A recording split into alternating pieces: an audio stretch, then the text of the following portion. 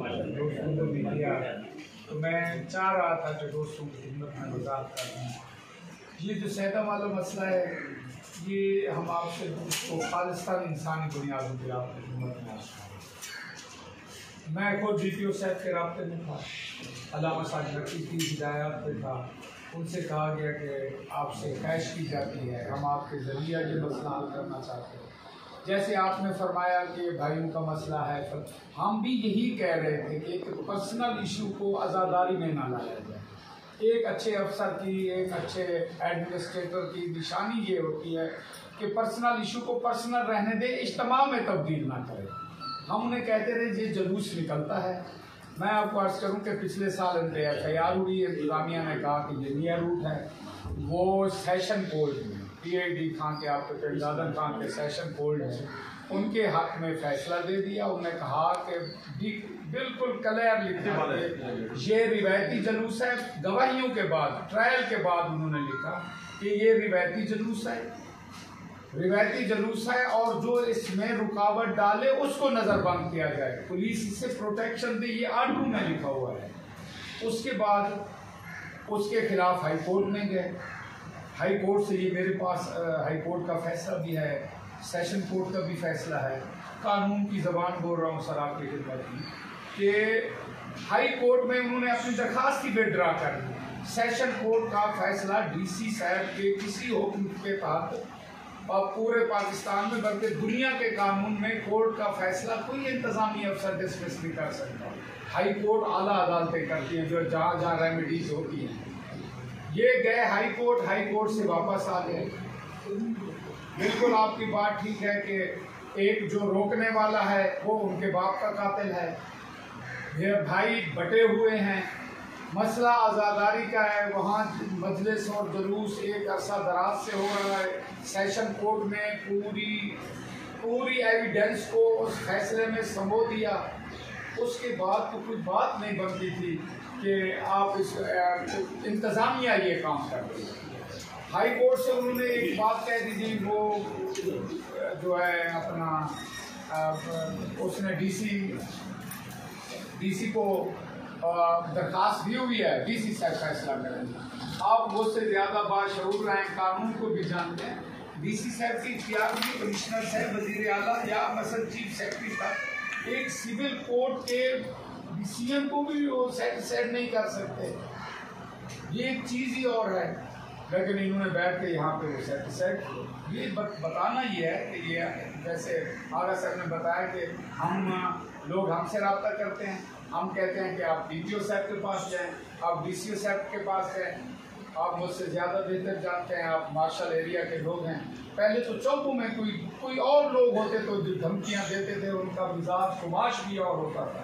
अब तो एक डिस्ट्रिक्ट ऑफिसर धमकियां दे, इसका नाम लिखो, इसको ये कर दो।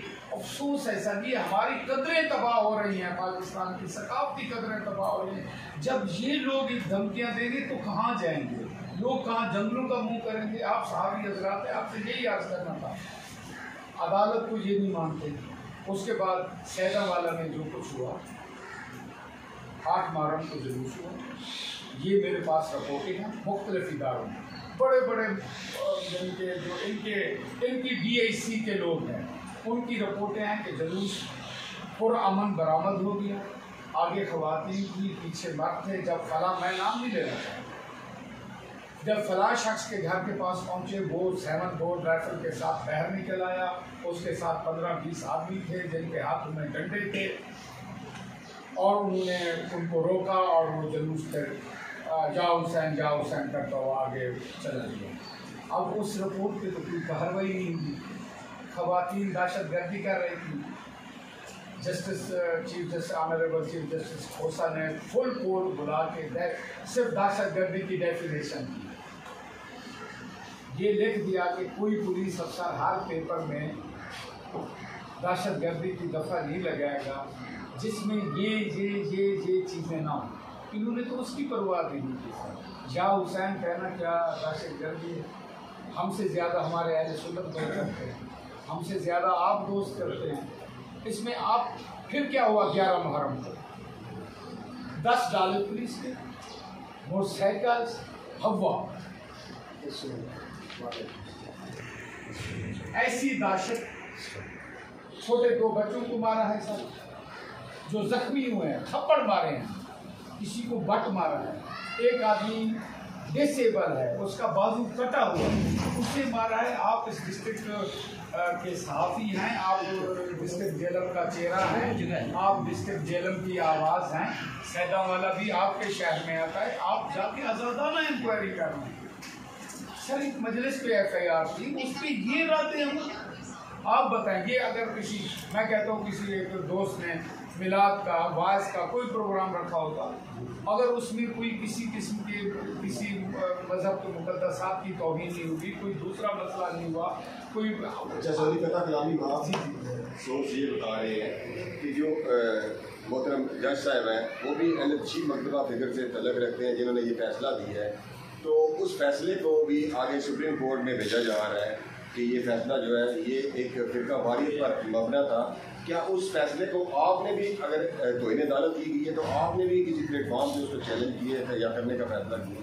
नहीं, मैं आपको ये अर्ज़ करूँ कि अगर जज शिया और सुन्नी कि अगर ये आवाज़ सोर्स की तरफ से आएगी ना, तो फिर इस पाकिस्तान का खुदा है। आप भी इसी पाकिस्तान में रहते हैं, हम भी उसी के शहरी हैं। मैं, आप, ये दोस्त, अगर कोई अदालत को भी इस अंदाज में, और फिर बिलखसूस पाकिस्तान के ज़ामिन इदारे, ये सर हमसे बात हो चुकी है, आप क्या कहते हैं, ज़ामिन पाकिस्तान की सलामती के ज़ामिन इदारे ये बात करेंगे तो पाकिस्तान का खुदा आप पे जाए।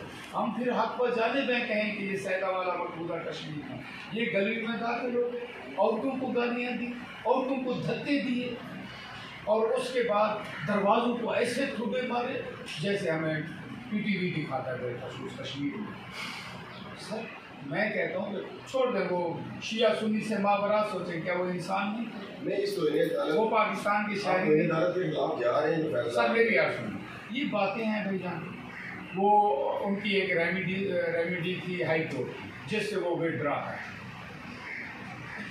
वो फैसला किसी शिया का है या सुन्नी का है। मैं आपको एक और बात बताऊँ सर, जहाँ पे शिया पुलिस अफसरान होते हैं, इंतज़ामी अफसर होते हैं, जजेस होते हैं, हम वहाँ दबे हुए होते हैं।